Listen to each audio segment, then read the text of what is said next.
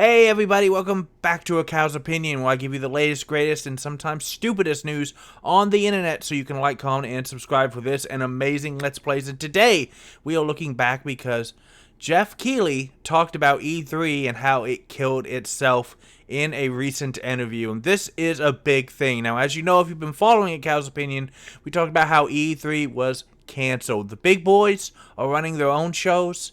PlayStation had their event, didn't really like it because it was just a bunch of trailers. Xbox is gearing up for their event, and they've already promised it's going to be pretty much all just in-game stuff, no cinematic trailers. If they can pull that off, it'll be amazing. Nintendo puts out their directs whenever they dadgum please, and now other big players such as Capcom are going to host their oh boy, it's a bit of Monday. Their own individual events. Because of this, something like E3, the Electronic Entertainment Expo, is a lot harder to put together, because why would you want just a piece of the media coverage when you can have multiple days worth of media cycles in the gaming industry, if not CNBC and finance industries, if you can make enough of a splash, all to yourself. So, Mr. Keighley was asked about this. It's a really good read here on The Gamer, so I wanted to go ahead and show it off for you, because we know E3 isn't happening this year. Again, you know it was canceled. We covered it. We talked about why it was canceled. The really terrible things. They just couldn't get anybody big enough to make the game show hosting expo. You know, the hosts, the online presence, the actual physical expo. They couldn't make it matter. Now, some people have been saying that because Summer Games Fest, which is Keighley's, alternative to it, and his Game Awards, they're saying, hey, it's his fault. But he wants you to know that E3 was dying way before he started all of this. I think E3 sort of killed itself in a way, Keighley said. Thanks, VGC. I understand why people say that Summer Games Fest killed E3, but I think if anything, I built Summer Game Fest because I saw the wheels falling off the wagon of E3. He continues, as someone who loves that time of year, for 2 decades, E3 was part of my life since I was a 15-year-old kid. The first E3 in '95, I went to every show. I loved it, and it defined my summer. It did mine too, actually, for a long time. It was exciting to me, and it was heartbreaking to see that start to fall apart. I think they had a relevancy problem, and then they also had a participation problem over the final years. Keighley argues that if it wasn't for SGF, we wouldn't have anything. And again, as I said at the beginning of the video, Xbox and PlayStation are hosting their own events. Capcom's going to be hosting its own event pretty soon. Goodness, it's just a lot of stuff, guys. Now, he didn't actually want E3 to go away because his thing was different than E3. E3 was originally meant for more trade and consumer. Now, it doesn't mean gamer like you and me when he says consumer. He means the press and the actual companies that buy and sell. Sometimes publishers and developers would also meet there. They would make deals for the entire year. They would make, this was the show, this was the expo. That's why it's called the Electronic Entertainment Expo. It was actually a part of a larger electronics type of expo.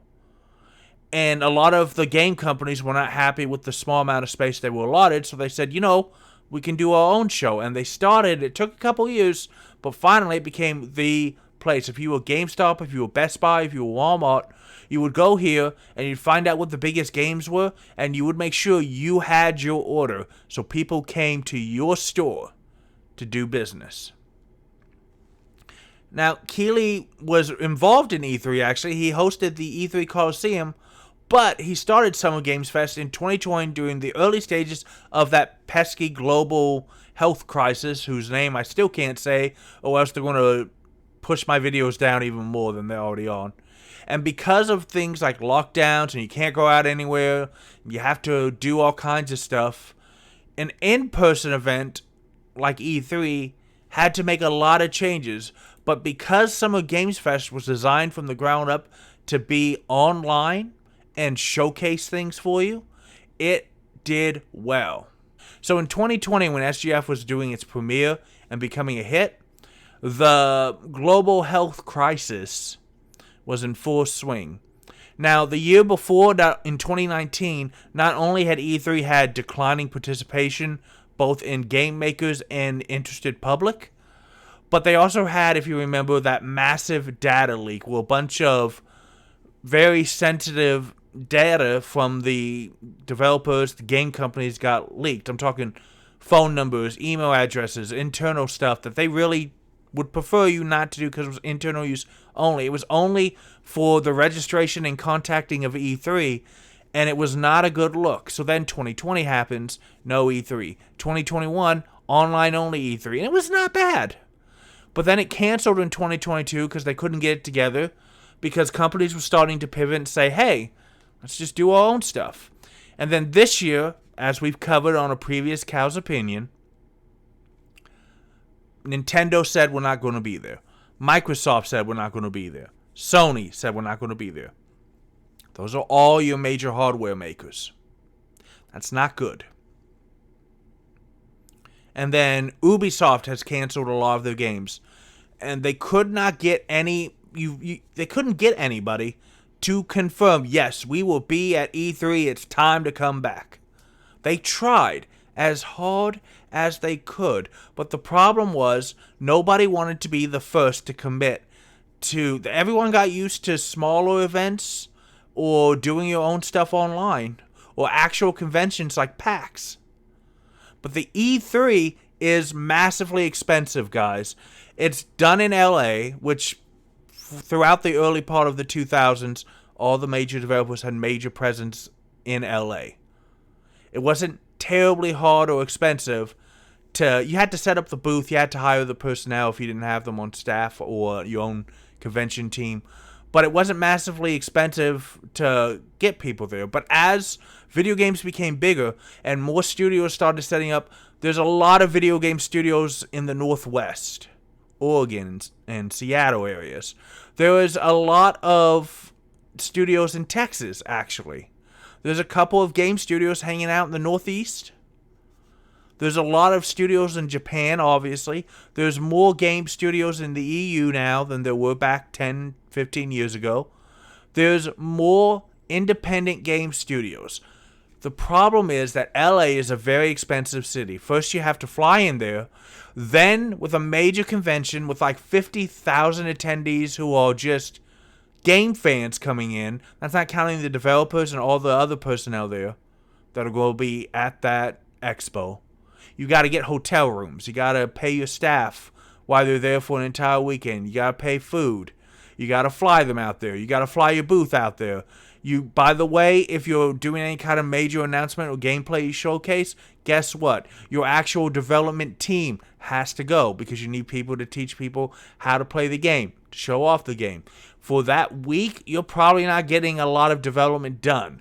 And a lot of your bosses are out, so they can't really assign too much to the people that they've left behind in the studio. So I know that a lot of studios would just be like, we'll do a light week. If you're getting to go to E3, that's what you're doing this week. If not, we're just going to do some QA, some basic. But a lot of your head honchos were gone. It's hard to lead a team when you're trying to give a presentation to prospective buyers. So it's really difficult to do. But with Summer Games Fest, you only have to send a couple of people. Keighley is a really charismatic, wonderful MC. He stands up on the stage and he does his thing. And then he's going to show off your gameplay. Almost everything on Summer Games Fest has gameplay. It shows you what kind of game you're getting. And maybe you send one or two big names from your team, but you don't have to shut down production. You might not even have to pay for but one hotel room, if that. So it's a lot cheaper to do this. And honestly, it's where the market has gone as far as these events. You still have things like PAX and major anime and gaming and other comic book conventions where game studios still have a presence. But it's not E3 anymore. And yeah, I'm sad that this was a major part of my childhood, guys. It was a major part of a lot of people's childhood, even some of you who are a lot younger that might see this. Because E3 was like, I'm going to get to see everything for the year. But that's not what companies want to do anymore. They want to have several smaller announcements throughout the year so that you're talking about them the entire year. But as we know, while we don't know what Summer Games Fest has was this year, we do know that Cyberpunk 2077's Phantom Liberty DLC is going to make an appearance, and the gameplay debut of Mortal Kombat 1. Those two things alone are going to get a lot of people to tune in. I'm going to tune in. If it, I don't know when it is, specifically. I mean, I know the date-ish. Yeah, it's 4th consecutive event on June 8th. It's only 3 days away. I don't know when it is, but I'll probably be in Discord with some buddies, if I can. And we're going to watch, and we're going to comment, and we're going to have fun. And that's what gaming's supposed to be, is fun. So let me know down below if you're sad that E3 goes, or if you're just happy to see all the new stuff that we get instead. And guys, play more games, because games are awesome, and you deserve your awesome. I'll see you next time.